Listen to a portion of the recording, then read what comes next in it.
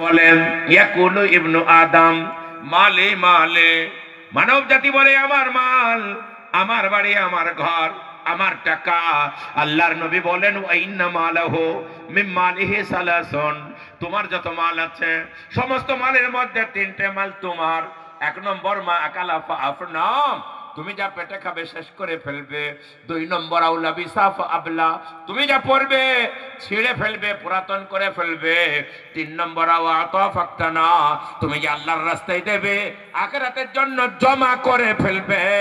এই তিনটে তোমার। ওয়ামা সিওয়া যালিকা ফাহুয়া যাহিবুন ওয়া তারিকুল লিন্নাস, এই তিন মাল বাদ দিয়ে বাকি অন্যের মাল তুমি কেবল পাহারাদার। তুমি মরে দেখো, যাদের মাল ভাগ বন্টন করা শুরু করবে, তুমি কিন্তু খালি হাতে যাবে। ঠিক না বে ঠিক বল? আছেন